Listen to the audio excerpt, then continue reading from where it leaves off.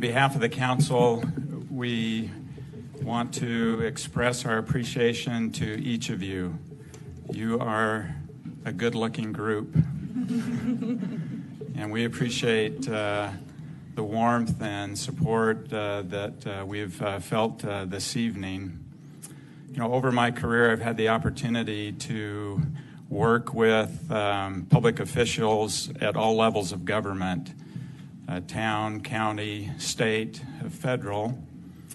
And two observations from that experience that I've had is that our elected officials, one, are simply ordinary people for the most part. The second is that they clearly are individuals that have a desire to serve and make their community a better place, whether that's a town, a city, a county, a state, a nation. And I believe that Mayor Satish, Councilwoman Snyder, and Councilmen Waters and Hornet exemplify those traits of individuals who, like all of us here at I'm probably going to say this incorrectly, is it the dais? Dais?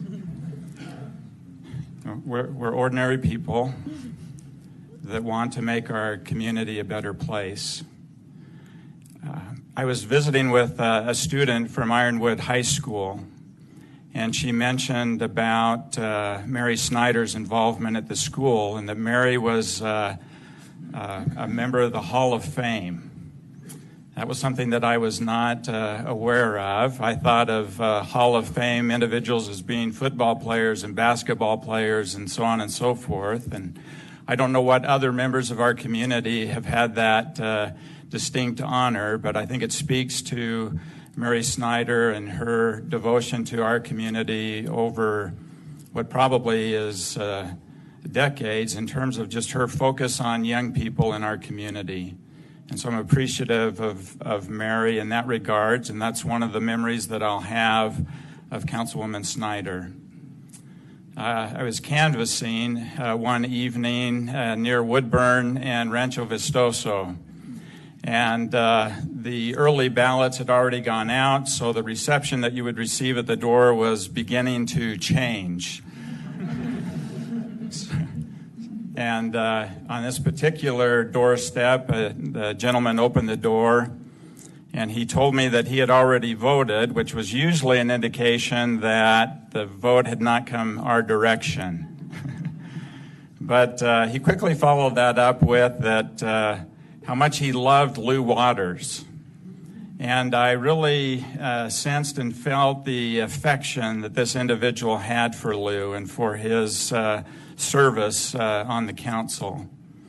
I think all of us can appreciate that wonderful CNN voice that Lou has, and just his manner of being able to express himself is something that I admire, and clearly this individual expressed that in his just genuine devotion or affection for Councilman Waters. We're soon approaching Veterans Day, and it's a time when we honor those who have served our country. And I know that, or I believe that Joe Hornat was the only veteran that was serving on the council. And it exemplifies a lifetime of service that Joe has dedicated to our country and to this community. And so I want to recognize him and express appreciation for that service. Bill, can I ask for your service for some water? Thank you. Oh, that's coffee. Thank you. Bill knows me. And then I'd like to just express it would be difficult to go anywhere in this community that you don't see evidence of Mayor Hiremouth's love for art and culture. It's, thank you. Now that you're mayor, we can show you the secret place where the water is. Okay. I was, it's interesting throughout the campaign, whether it was debates or other, people would email us afterwards and say things to help us to be better. One of the things they said was, don't drink water.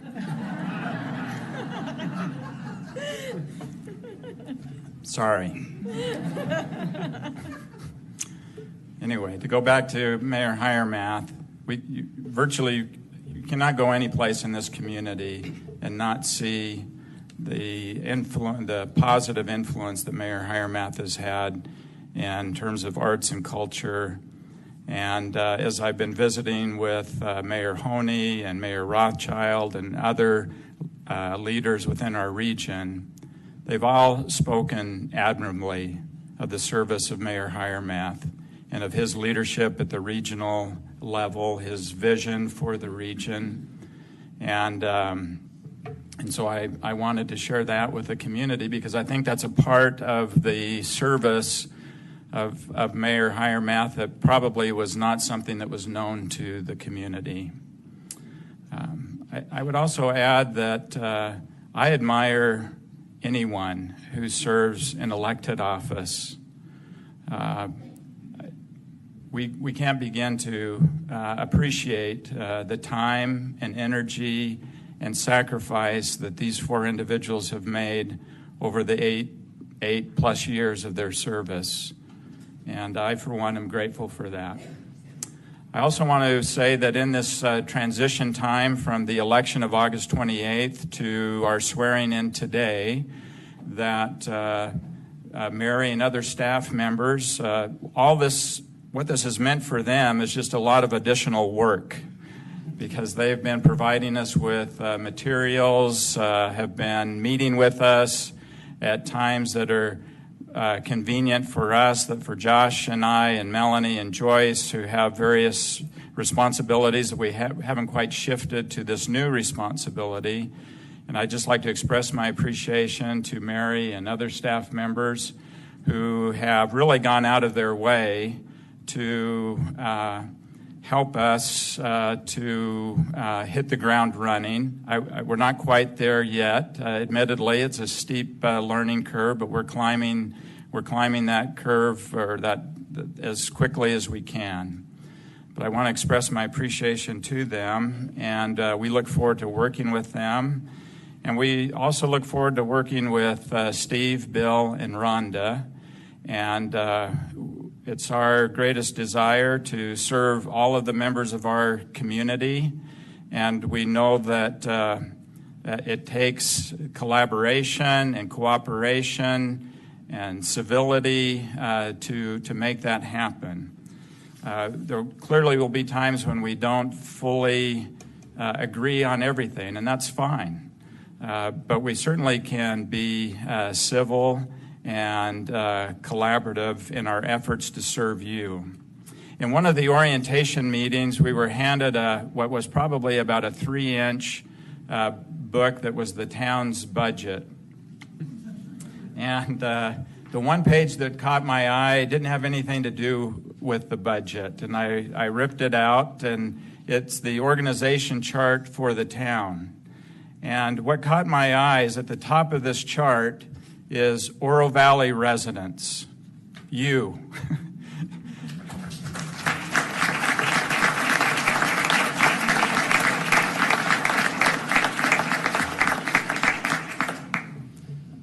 It's our greatest desire, and one of the things in talking with Mary, and I think one of the interests that we all share as a council, is how can we improve our dialogue between the council, the staff, and the community.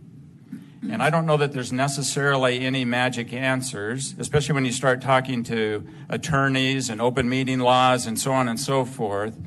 But we are absolutely dedicated to finding ways to improve our dialogue and communication. Some of this just seems to be the nature of how laws and regulations and so on and so forth are written. But I know that working together that we will be able to improve and have this continuing dialogue. One of the the things that I found most gratifying through this whole process. And I'll just say about midway in the campaign, we met with somebody that wanted to emphasize to us distinguishing the difference between campaign and governing. And my response to that individual, that it was different. And I said, I certainly hope so. We are anxious to build a relationship with you, our community. We pledge that we are here to serve you, and we're going to do everything that we can to make you a part of that process. We don't want anyone to feel, disenfranchised or out of the loop, so to speak. So I just want to conclude with that and express my appreciation for each of you. It really took everybody's effort, and that's represented here this evening. But I also say that I know that there's many folks that aren't here, both that were supporting us and not necessarily supporting us, but we're here to govern for all the members of our community. And thank you.